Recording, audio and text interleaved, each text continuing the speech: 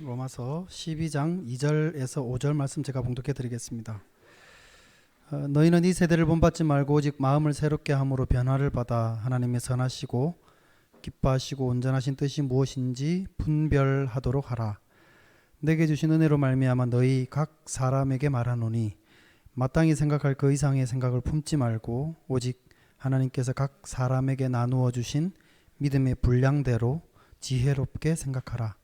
우리가 한 몸에 많은 지체를 가졌으나 모든 지체가 같은 기능을 가진 것이 아니니 이와 같이 우리 많은 사람이 그리스도 안에서 한 몸이 되어 서로 지체가 되었느니라. 아멘. 비전 찬양대에서 찬양드리겠습니다.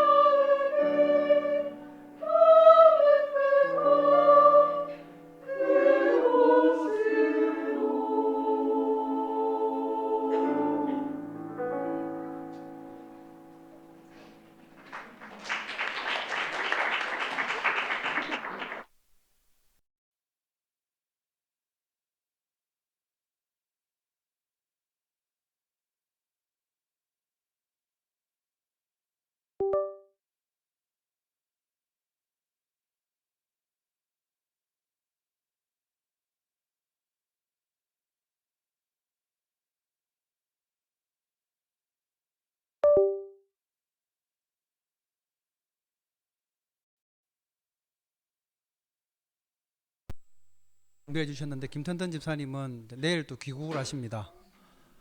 예, 또 오래 계시면서 간식도 싸고 이렇게 쓰시고 하면 좋을 텐데 또 가시게 돼서 서운하네요. 네. 그리고 오늘은 예배 후에 바로 이어서 공동의회를 하기 때문에 시간이 좀 많이 걸립니다. 그래서 우리 오늘 처음 오신 우리 전진희 선생님께서 교회는 이렇게 오래 하는가 보다 생각하지 마시고 오늘 1년에 딱 한 번 있는 날입니다. 그렇게 하시고 예배 후에 공동의회를 하게 되는데 주일학교 담당하시는 분들도 이렇게 최소한의 인원만 남겨놓고 같이 공동의회 참여해 주시면 감사하겠습니다. 이제 주일학교 이동해 주시기를 바랍니다.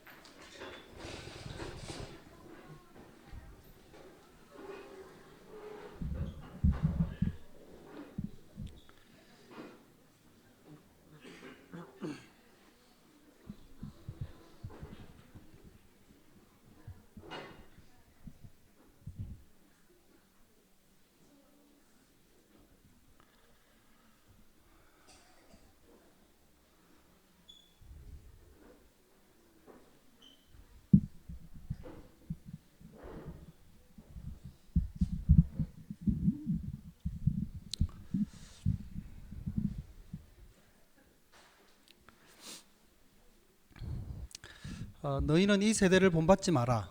지난주에 이 말씀을 가지고 함께 나눴습니다. 왜 우리가 이 세대를 본받지 말아야 되는 것일까요? 그것은 우리가 하나님의 형상을 따라 지음받은 존재이기 때문에 그렇습니다. 우리가 만약에 오랜 시간 동안 진화에 의해서 오늘날 우리들의 모습처럼 지적인 모습으로 발달된 존재라고 한다면 우리는 굳이 이 세대를 본받지 말아야 될 이유가 없습니다. 인류가 살아오면서 사람들이 그냥 만들어 온 대로 그 속에서 순응하며 살아가면 되는 것이고 거기에는 당연히 절대적인 기준이라는 것도 없을 것이기 때문에 우리가 이 지향해야 되는 어떤 모습도 있을 리가 없습니다. 그런데 성경은 우리가 하나님의 형상으로 지음을 받은 존재라고 말씀을 합니다. 그리고 그것을 강조해서 가르쳐 주십니다.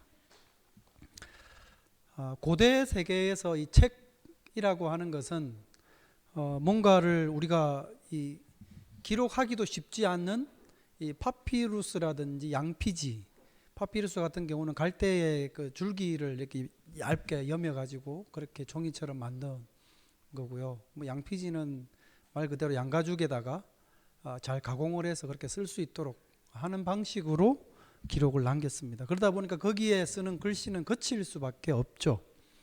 그래서 기록하다가 뭔가를 강조하고 싶으면 뭐 오늘날이야 뭐 이렇게 이탈릭체로 쓴다든지 대문자로 쓴다든지 뭐 볼드체로 쓴다든지 이렇게 할 수 있지만, 과거에는 뭔가를 강조하려고 그러면 이런 방식으로 쓰는 게 불가능했습니다. 그래서 그것을 하고자 하는 말을 앞에다가 2번씩 반복을 하는 거죠. 잘 아시는 대로 예수님도 말씀을 하실 때 내가 진실로 진실로 너희에게 이르노니, 그러니까 말을 할 때도 그렇고 글을 쓸 때에도 이와 같이 반복 거듭 씀으로써 말하고자 하는 그 내용을 강조하고자 했습니다. 창세기 말씀에도 보면 똑같은 용법으로 사용을 했습니다. 하나님께서 우리를 당신의 형상으로 창조하셨다라고 하는 것은 우리 사람의 기원을 알려주는 매우 중요한 말씀입니다. 그래서 창조에 대한 이야기 가운데 특별히 사람 창조에 대해서는 하나님께서 다른 피조물들과 다른 존재라는 것을 어떻게 말씀을 하시느냐, 하나님의 형상대로 지음받았다는 것을 거듭 제3 반복해 씀으로써 표현을 했습니다. 그래서 창세기에 보면은 하나님의 형상을 따라 당신의 모양대로 또 하나님의 형상대로 이런 표현을 계속 거듭 씀으로써 사람은 하나님의 형상을 따라 지음을 받은 존재라는 것을 분명히 했습니다. 창세기 말씀에 보면 그 뒤쪽에 조금 넘기다 보면 사람이 하나님의 형상을 따라 지음을 받았다고 하는 이 사실이 왜 우리가 다른 사람을 살인하지 말아야 되는지, 그리고 누군가를 살인했을 때는 왜 그 죽음이라고 하는 벌을 받아야 되는지에 대한 이유가 된다고 말씀을 했습니다. 창세기 9장 6절 말씀에 보면 이렇게 되어 있습니다. 다른 사람의 피를 흘리면 그 사람의 피도 흘릴 것이니 이는 하나님이 자기 형상대로 사람을 지으셨기 때문이다. 그러니까 우리가 하나님의 형상대로 지음을 받았다는 것은 우리가 다른 동물들과는 달리 하나님을 닮아 있는 특징이 우리들에게 있다는 뜻입니다. 그렇다면 그런 특징들은 여러분 뭐가 있을 것 같으십니까?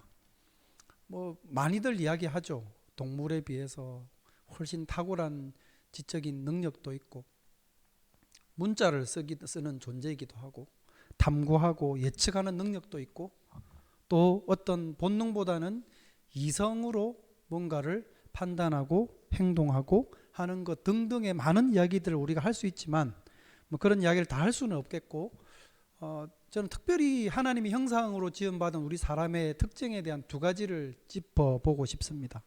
그 중에 하나가 이 도덕입니다. 우리가 하나님의 형상대로 지음을 받았다는 것을 보여주는 특성 중에 하나가 사람은 도덕적인 존재라는 겁니다. 하나님은 선하신 분이기 때문에 당신의 형상을 따라 사람을 지으실 때 이런 사람에게도 도덕적인 속성을 부여하셨습니다. 그래서 도덕이나 법에 대한 어떤 절대적인 기준이 우리 사람 안에 내재되어 있지 않다고 한다면 사람은 이 윤리성을 갖지 못할 겁니다. 그러니까 하나님의 형상을 따라 지음을 받은 존재이기 때문에 선과 악에 대한 기준이 우리 안에 내재되어 있는 거고, 그걸로 인해서 우리는 옳고 그름을 판단한다는 거죠. 사회적으로 정해져 있는 규범인 법 아니어도 그렇다는 겁니다. 그래서 과거에 그 임마누엘 칸트는 이 사람이 가지고 있는 이 윤리성을 가지고, 도덕률 이것을 가지고 하나님의 존재를 증명하려 했습니다. 이 동물과는 다르게 사람은 잘못을 하게 되면 그것에 대한 죄책을 느끼게 되고 미안한 마음이나 양심적인 찔림을 갖게 되는데요. 그 이유가 뭐냐? 그것은 바로 그러한 행위들에 대해서 판단하는 절대선이 존재하기 때문이라는 겁니다. 그러니까 선과 악에 대한 이 최종적인 판단자가 존재하기 때문에 사람은 양심이나 도덕관념을 내재적으로 갖고 있다는 거죠. 그래서 그렇기 때문에 절대 선이신 하나님은 존재할 수밖에 없다라는 식으로 이야기를 하기도 했습니다. 하나님은 사람을 창조하신 이후에 많은 자유를 허락하셨습니다. 이 자유라고 하는 영역은 너무나도 넓고 커서 심지어는 아담과 하와가 처음에 첫사람인 이 사람들이 하나님께 대해서 이 잘못된 선택을 하는 자유조차도 하나님이 그들에게 넓게 허용을 하셨습니다. 물론 그런 죄의 자유에는 책임이 분명히 따르죠. 여러분, 그런 그 자유에 대해서 책임이 따른다는 건 뭘 말하는 것이겠습니까? 그것은 마음의 옳고 그름에 대한 판단 기준이 그 사람 속에 있다는 것이고, 그것을 어떻게 선택하느냐에 따라서 결과가 달라진다는 것도 사람이 안다는 겁니다. 아담과 하와가 처음에 범죄를 했을 때 그들은 금세 자기들이 벗었다는 것을 알게 되었습니다. 물론 그들이 죄를 지음으로써 그런 결과가, 죄의 결과가 나타난 날이라는 것에 대해서는 몰랐을지 모르나, 분명한 것은 선악과를 따먹는 것이 하나님의 명령을 어기는 것이라는 것과 그렇게 해서는 안 된다는 사실을 그들은 인지하고 있었습니다. 그런데 그것을 하면서 이미 그 안에 죄가 들어오기도 했지만 그것에 대한 옳고 그름에 대한 판단을 스스로 내리고 있었던 것이죠. 그 아이들, 아담과 하와의 자녀인 가인과 아벨은 어떻습니까? 가인이 아벨을 죽였을 때 하나님이 그를 찾으러 오셨습니다. 가인이 숨었죠. 하나님이 가인을 찾을 때 아벨이 어디 있느냐고 물었을 때 가인은 아무것도 모르는 척 하면서 저는 아벨이 어디 있는지 모릅니다. 내가 아벨을 지키는 자입니까? 라는 식으로 퉁명스럽게 말을 했지만, 이 퉁명스러운 말에 죄를 지은 것에 대한 죄책과 두려움이 사실은 담겨 있었습니다. 옳고 그름에 대한 판단 기준이 이 사람 안에 내재되어 있었기 때문인 거죠. 이게 사람이 하나님의 형상을 따라 지음을 받았다고 하는 특징입니다. 그리고 또 하나는 영성이라고 할 수 있겠습니다. 이 말은 사람은 하나님과 더불어서 교제를 나눌 수 있는 존재라는 뜻입니다. 전통 예배를 드릴 때마다 늘 저는 이 말씀을 읽습니다. 하나님은 영이시니 예배하는 자가 영과 진리로 예배할지니라. 이 말씀은 하나님은 영이시고 우리들도 살아있는 영으로 창조된 존재이기 때문에 우리는 하나님과 더불어 영적으로 교제를 나눌 수 있다는 거죠. 우리 안에는 하나님과 영적인 교감을 갖고자 하는 마음이 있고, 그것을 통해서 하나님을 찾아가고 탐구하기도 합니다. 이것을 이제 조금 다른 말로 바꾸면 이 종교성이라고 말을 할 수도 있을 겁니다. 그나마 이 사람과 가장 비슷하다고 하는 고릴라나 침팬지 이런 동물들이 뭔가를 숭배한다든가 뭔가를 섬긴다든가 하는 어떤 유사 종교 행위를 한다는 이야기를 들어보신 분은 없을 겁니다.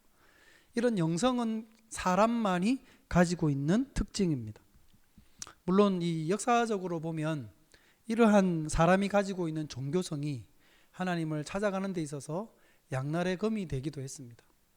다시 말씀을 드려서, 한편으로는 사람이 이런 종교성을 갖고 있기 때문에 신이나 절대자에 대한 관념을 가질 수가 있게 되었고, 그래서 복음을 듣게 되었을 때 그 복음에 대해서 믿음으로 반응하게 되기도 하지만, 반대로 이 종교성 때문에 하나님 아닌 다른 것들을 마치 하나님인 양 섬기고 숭배하는 그런 우상 숭배에 빠지게 되기도 한다는 거죠. 즉, 이런 종교성이 하나님을 찾는 이유가 되기도 하고 하나님으로부터 멀리 도망가는 이유가 되는 것이기도 한다는 겁니다. 하나님께서 택하신 사람들을 부르실 때 바로 이러한 하나님의 형상, 사람 안에 있는 영성, 조금 더 편한 말로 종교성, 이런 형상을 통해서 하나님이 반응하도록 사람을 부르시는 겁니다.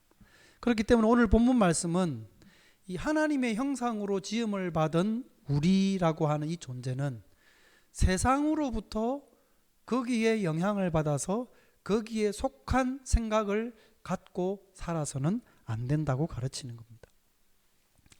왜냐하면 이 세대, 우리가 살아가는 이 세상은 하나님 아닌 다른 것을 섬기도록 하는 많은 유혹이 존재하는 영적 전쟁터이기 때문에 그렇습니다.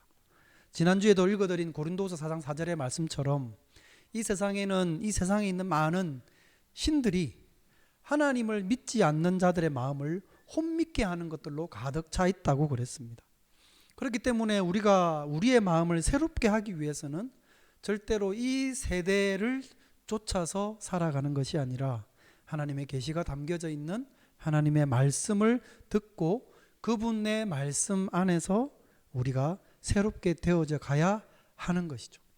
바울 사도는 그래서 너희는 이 세대를 본받지 마라고 말씀을 하고 있는 겁니다. 그 2절 말씀에서 한 가지를 좀 더 언급을 하고 넘어갔으면 좋겠습니다. 12장 2절을 다시 한번 읽어드리면 너희는 이 세대를 본받지 말고 오직 마음을 새롭게 함으로 변화를 받아 하나님의 선하시고 기뻐하시고 온전하신 뜻이 무엇인지 분별하도록 하라. 이 구절 후반부에 하나님의 선하시고 기뻐하시고 온전하신 뜻이 무엇인지 분별하도록 하라라고 말씀한 부분과 관련되어서 한 가지를 말씀을 드리고 싶습니다. 모든 그리스도인이라고 말할 수는 없지만 상당수의 그리스도인들은 하나님의 뜻을 아는 것에 대해서 궁금증을 가지고 있습니다. 그래서 기도를 많이들 하죠. 저는 이 게리 프리젠 교수와 로빈 맥슨 목사님이 적었던 나의 결정과 하나님의 뜻이라고 하는 이 책을 여러 모임에서 소개도 하고 또 관련한 내용을 나누기도 했었습니다. 그것과 관련해서 짧게 이 한 포인트만 이와 관련해서 언급을 하고 넘어갔으면 좋을 것 같습니다. 보통 성도님들이 하나님의 뜻을 발견한다라고 이야기를 할 때는 그들의 마음에 두고 있는 것을 확인할 수 있을 때까지 하나님께 기도를 하게 되죠. 그래서 여러 가지 그 뜻을 찾을 수 있는 어떤 방법으로 표징을 통해서 하나님께서 자신에게 그 뜻을 알려주기를 기대합니다. 왜냐하면 오늘 본문 2절과 같은 말씀에서 하나님의 선하시고 기뻐하시고 온전한 뜻이 무엇인지 분별하라고 그러니까 그렇게 기도함으로써 분별해 내어야 된다고 생각을 하는 것이죠. 그러나 성경이 말씀하는 이 하나님의 뜻은 사실은 그런 방식으로 우리가 깨닫게 되는 것이 아니라 하나님의 말씀을 통해서 확인을 할 수 있습니다. 2절에서 말씀하는 이 하나님의 뜻이라고 하는 것은 우리가 하나님께 하나님 지금 나를 향한 당신의 뜻이 무엇입니까? 라고 가르쳐 주십시오 하면서 기도하라는 말씀이 아니라 하나님의 뜻은 성경의 문맥 가운데서 찾아가면 되는 것이고 이 구절 역시도 그것을 의미하는 것입니다. 그러니까 여기서 말하는 하나님의 뜻이라고 하는 게 다른 게 아니라 이 구절에 적혀 있는 내용 그대로입니다. 1, 2절에서 뭐라 그랬습니까? 우리가 이 세대를 본받기를 거절하고 우리의 마음을 새롭게 함으로써 내적인 변화를 받아서 우리의 몸을 하나님이 기뻐하시는 거룩한 산 제사로 드리는 이것이 하나님의 뜻이라는 것을 말씀하고 있는 거죠. 그리고 조금 더 이 말씀을 넓게 확장을 한다고 그러면 1절이 그러므로 형제들아 라고 시작을 하죠. 로마서 12장 1절이 로마의 성도들을 향해서 그러므로 형제들아 라고 했다는 말은 그리고 그러면서 너희는 하나님이 받으실 만한 온전한 영적 예배를 드리라. 그러므로 형제들아 너희는 하나님이 받으실 만한 영적 예배를 드리라. 그렇다면 그러므로 라고 할 수 있는 1장부터 로마서 1장부터 11장까지의 내용에서 바울 사도가 로마에 있는 성도들을 향해서 가르쳤던 그 모든 내용을 꼼꼼하게 읽어보면 거기에 하나님의 뜻이 무엇인지가 다 담겨 있다는 것이죠. 그런 방식으로 성경의 문맥을 통해서 우리는 하나님의 뜻을 찾아갈 수 있습니다. 하나님께 기도해서 당신의 뜻이 무엇인지 물어보라는 뜻이 아니라는 거죠. 또 하나 하나님의 뜻에 대해서 가르쳐주는 중요한 말씀이 에베소서 5장 15절에서 17절 말씀입니다. 읽어드리면 그런즉 너희가 어떻게 행할지를 자세히 주의하여 지혜 없는 자 같이 하지 말고 오직 지혜 있는 자 같이 하여 세월을 아끼라. 때가 악하니라. 그러므로 어리석은 자가 되지 말고 오직 주의 뜻이 무엇인가 이해하라. 이 말씀 역시도 마찬가지입니다. 어리석은 자가 되지 말고 주님의 뜻을 이해하라고 그랬으니까 우리가 기도함으로써 하나님의 뜻을 잘 분별하고 이해해야 된다고 생각을 합니다. 그러나 이 말씀 역시도 15절이 어떻게 시작합니까? 그런즉 너희가 어떻게 행할지를 자세히 주의해서 지혜 없는 자같이 하지 마라. 이 말은 앞에서 뭐라고 말을 했는지를 읽어보면 알 수 있는 겁니다. 실제로 에베소서 5장 1절에서 14절까지의 내용에 보면 이 그리스도인들이 빛 가운데 행하는 삶이란 어떤 것이고 어둠 가운데 행하는 삶이란 어떤 것인가에 대해서 둘로 잘 나누어서 설명을 해줬습니다. 이 설명을, 그러니까 빛 가운데 행하는 삶이란 이런 것이다, 어둠 가운데 사는 삶이란 이런 것이다, 그러면서 15절에 그런즉 너희가 어떻게 행할지를 자세히 주의해서 지혜 없는 자처럼 하지 말고 지혜 있는 자처럼 세월을 아끼라. 그리고 하나님 뜻이 뭔지 너희가 잘 이해해라. 9절의 한 부분만 떼가지고 읽을 것이 아니라 그 문맥을 통해 읽으면 하나님의 뜻이 무엇인지 성경에 잘 담겨져 있습니다. 그것을 잘 이해해서 행하라는 것이죠. 우리의 삶에서 하나님의 뜻은 하나님의 계시로 주어진 성경 말씀을 통해서 그것을 읽고 들음으로써 우리는 분명히 알 수 있습니다. 이제 3절을 보겠습니다. 3절 말씀에 보면 내게 주신 은혜로 말미암아 너희 각 사람에게 말하노니 마땅히 생각할 그 이상의 생각을 품지 말고 오직 하나님께서 각 사람에게 나누어 주신 믿음의 분량대로 지혜롭게 생각하라. 이 3절 말씀이 보면요, 이 한글 번역본에는 없는데 원어 성경에는 3절이 어떻게 시작하는가 그러면 왜냐하면 이라고 시작을 합니다. 3절 번역에는 한글 성경에는 없죠. 근데 원래는 왜냐하면 이라고 시작을 합니다. 그러니까 문맥의 흐름을 따라서 읽으면 이렇게 됩니다. 1절에서 방금 읽어드린 3절까지의 내용은 너희가 하나님이 받으실 만한 참된 예배를 드리라. 너희가 너희 마음을 새롭게 함으로 변화를 받아라. 왜냐하면 너희는 그리스도 안에 있는 하나님의 한 백성이기 때문이다 라는 말씀을 하는 겁니다.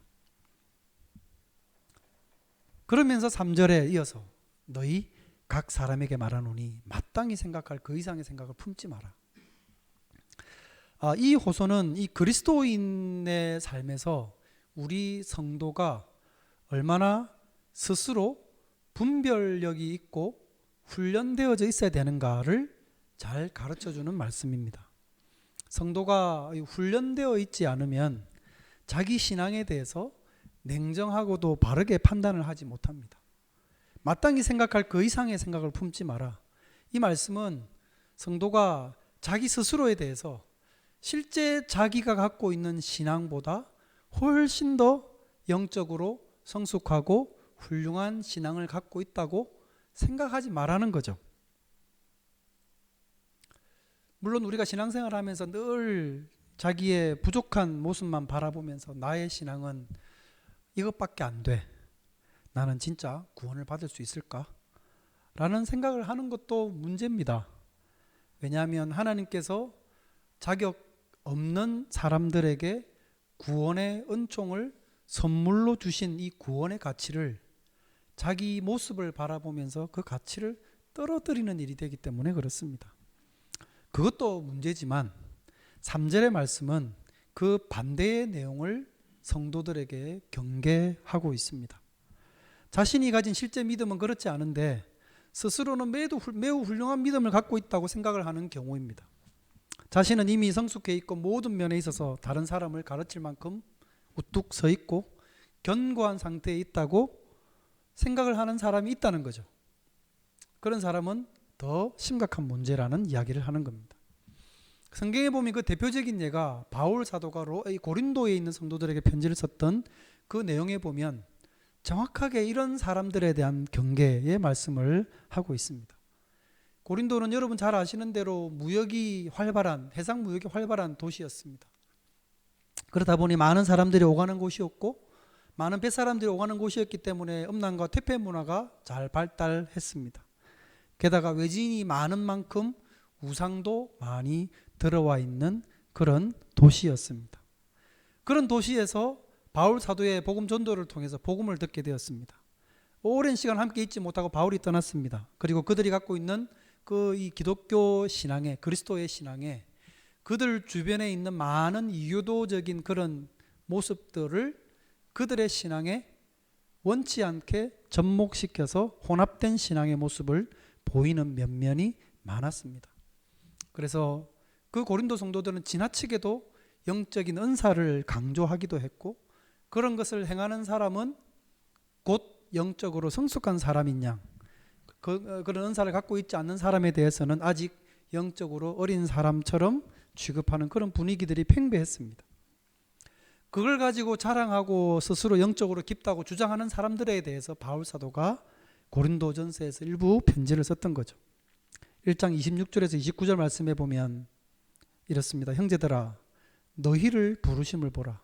육체를 따라 지혜로운 자가 많지 아니하며 능한 자가 많지 아니하며 문벌 좋은 자가 많지 아니하도다. 그러나 하나님께서 세상에 미련한 것들을 택하사 지혜 있는 자들을 부끄럽게 하려 하시고 세상에 약한 것들을 택하사 강한 것들을 부끄럽게 하려 하시며 하나님께서 세상에 천한 것들과 멸시받는 것들과 없는 것들을 택하사 있는 것들을 폐하려 하시나니 이는 아무 육체도 하나님 앞에서 자랑하지 못하게 하려 합니다. 바울 사도가 지금 권면을 주고 있는 이 권면의 핵심은 당신네들이 이 교만과 자만의 희생물이 되지 말고 여러분 스스로에 대해서 냉철하게 판단하고 바르게 판단해라는 이야기를 하고 있는 겁니다. 지금 오늘 로마서 12장 3절 말씀에서 바울 사도가 로마 교인들에게 하고 있는 말씀이 똑같은 말씀입니다. 마땅히 생각할 그 이상의 생각을 너희는 품지 마라. 여러분 자신에 대해서 실제보다 더 높게 생각하지 말라는 겁니다. 당시 로마 교회 내에 있는 성도들에게 그 상황에 적용을 시켜본다면 아마 이런 거겠죠. 몇 주 전에도 말씀을 드린 것처럼 유대인과 이방인 사이에 내적인 갈등이 여전히 로마 교회 안에는 존재하고 있었고 그래서 유대인들은 혈통적인 아브라함의 자손이라고 하면서 특별히 이방인보다 낫다고 당신네들이 생각하지 말라는 거죠. 믿음 안에서는 모든 사람이 동일하다. 그리스도 예수를 믿는 믿음 안에서는 혈통적 유대인이나 혈통적으로 이방인이나 아무런 차이가 없다는 겁니다. 또 한편으로는 이방인들에 대해서도 권면의 말이 될 수가 있습니다. 왜냐하면 이방인들은 앞에서 우리가 로마서를 나눌 때 그런 내용이 있었죠. 자기들은 그리스도를 믿는 믿음으로 그리스도인이 되었는데 알고 보니까 유대인들은 자신들이 혈통적인 유대인이라는 이유로 오히려 그리스도를 받아들이지 않는 사람들이 많더라는 거죠.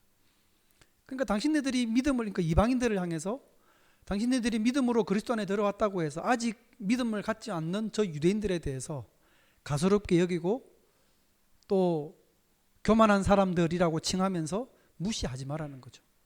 나중에 하나님의 때가 되면 하나님께서 다시 이 유대인들을 믿음으로 부르실 때가 있을 것이다 라는 차원으로 이방인 그리스도인들에게 권면하는 내용일 수도 있습니다. 어쨌든 중요한 것은 지금 여러분이 갖고 있는 신앙의 현 주소를 제대로 알고 그것을 지켜가는 것이라는 겁니다. 그래서 너희 스스로에 대해서 지혜롭게 판단을 하라고 하는 이 훈계의 말씀은 하나님께서 각 사람에게 나누어 주신 믿음의 분량이라는 말과 연결시켜서 이야기를 하고 있는 겁니다. 3절을 다시 읽어드리면 마땅히 생각할 그 이상의 생각을 품지 말고 오직 하나님께서 각 사람에게 나누어 주신 믿음의 분량대로 지혜롭게 생각을 해라. 하나님께서 각 사람에게 나누어 주신 믿음의 분량. 지난 목요일에도 성경 공부하다가 이제 이 내용이 나와서 잠시 이야기를 했는데요. 이 부분을 읽으면서 제일 먼저 드는 생각이 뭔가 그러면 하나님이 그리스도인들에게 주시는 믿음의, 각각 사람들에게 주시는 믿음의 양이 다른가? 라는 생각을 할 수 있다는 거죠. 하나님께서 각 사람에게 나누어 주신 믿음의 분량대로 라고 이야기를 하니까요. 그러니까 이 부분만 뜯어서 읽으면 그런 오해를 할 수 있습니다. 만약에 이 구절을 그렇게 이해를 한다면 여러 가지 문제가 생기겠죠. 우선은 자기가 갖고 있는 이 믿음이 작다고 할 때 자기의 작은 믿음에 대해서 안주하는 생각이 들 수 있을 겁니다. 이게 하나님이 나에게 주신 믿음의 분량이야. 하나님이 각각 사람마다 다르게 믿음을 준다 하니 하나님 주신 내 믿음은 이거야 라고 생각을 할 수도 있는 거죠. 그런 생각을 갖다 보면 어떤 마음이 생기겠습니까? 신앙의 성장을 위해서 노력을 하지도 않게 될 겁니다. 사람에게 나눠주신 믿음의 분량이 정해져 있다는 생각을 하게 되기 때문에 그렇습니다. 어쩌면 또 다른 방식으로 생각을 할 수도 있습니다. 내가 믿음이 좋다라는 생각이 들 때에는 어쩌면 하나님이 나에게 이만큼의 믿음을 주신 것이 내가 가진 어떤 덕목의 어떤 결과 때문일 것이야 라는 방식으로 교만하게 생각을 하게 될 수도 있습니다. 당연히 바울 사도는 그런 뜻으로 한 말이 아닐 뿐더러 이 구절이 그런 뜻일 수도 없습니다. 여기서 말씀하는 믿음의 분량이라고 하는 것은 믿음이라고 하는 이 이름, 이것이 모든 사람에게 동일하게 주어지는 하나의 기준치라는 거죠. 설명을 드리면 이렇습니다. 우리가 믿는 믿음의 내용, 기본적인 내용이 뭡니까? 예수 그리스도께서 나의 죄를 대신하여 죽으심으로 그분을 믿는 믿음을 통해 우리는 그의 대속적 은혜를 입게 된다라고 하는 것입니다. 이 믿음의 내용은 모든 사람에게 있어서, 모든 사람이 구원을 얻는 데 있어서 동일하게 적용되어지는 신앙의 기초입니다.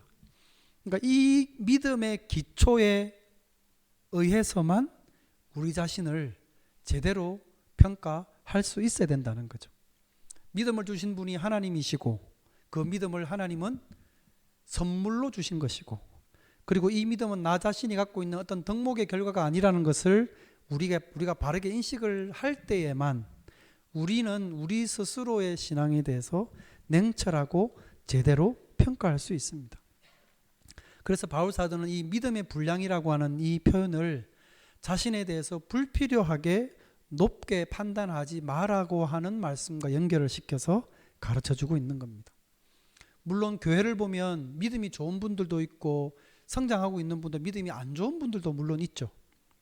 바울 사도가 말하는 가르침의 포인트는 크고 작은 믿음을 바라보면서 자신은 더 낫다고 생각하는 교만을 경계한 것입니다. 왜 이런 마음을 경계하느냐? 그것은 4절 5절 말씀에서 이야기를 해줍니다. 4절 5절 말씀에 보면 우리가 한 몸에 많은 지체를 가졌으나 모든 지체가 같은 기능을 가진 것이 아니니 이와 같이 우리 많은 사람이 그리스도 안에서 한 몸이 되어 서로 지체가 되었느니라. 그리스도 안에서 한 몸인 지체, 곧 교회를 잘 이루기 위해서라는 겁니다. 저마다 가지고 있는 믿음을 가지고 그리스도를 머리로 하는 바른 신앙의 공동체를 건강하게 세워가고 이루어가는 데 사용하기 위해서 각각 성도가 갖고 있는 이 믿음이 제대로 이 공동체 안에서 제 기능을 할 수 있도록 해야 된다는 겁니다. 몸에는 여러 지체가 있고 그 지체들은 각각 역할이 다릅니다. 손이 있고 발이 있고 입이 있죠. 그 중에서 어떻게 보면 그럴듯해 보이는 기능을 하는 지체도 있죠. 아마도 발보다는 손이 더 훨씬 많은 일을 하는 것 같습니다. 발은 신발에 꽁꽁 쌓여가지고 냄새 나는 곳에서 별로 하는 일도 없어 보입니다. 근데 손은 밖으로 드러나 있고 뭔가 많은 것들을 만들어 내는 것 같습니다. 그러면 그 기능을 하는 지체들이 예를 들어 손이라고 한다면 그 손이 자기의 훌륭한 기능을 드러내기 위해서 일을 하느냐? 그렇지 않지 않느냐? 그 손은 단지 이 몸이라고 하는 한 신체가 건강하게 제대로 작동하기 위해서 제 기능을 하는 것 뿐이지 않더냐라는 이야기를 하는 겁니다. 그래서 오직 전체인 몸이 제대로 기능하도록 하기 위해서 이 목적을 위해서만 모든 지체는 움직일 뿐이듯이 교회도 그러해야 한다는 겁니다. 사람의 몸에 비유한 이 교회는 사절이 말씀하고 있는 것처럼 기능에 있어서는 다양합니다. 그런데 바울 사도가 여기서 가르치고자 하는 포인트는 다양함이 있지만 다양함의 포인트가 있는 게 아니라 그 다양함을 통한 통일성의 목적을 지금 이야기를 하고 있습니다. 통일성, 그러니까 이 교회라고 하는 한 유기체를 어떻게 건강하게 움직여 가도록 하는가. 모든 지체가 제 역할을 잘 감당함으로써 그렇게 이루어져 간다는 거죠.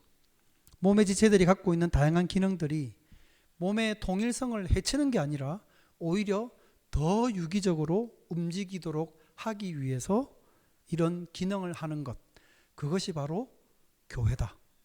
그러므로 여러분이 갖고 있는 여러분의 믿음에 대해서 불필요하게 높게 생각할 필요도 없고, 단지 하나님께서 여러분에게 믿음을 선물로 은혜로 주셨다는 것을 인식함으로써 주님이 만드신 이 공동체를 위해 함께 세워가도록 힘쓰는 것이 주님이 여러분을 부르신 이유이고 목적이라는 겁니다.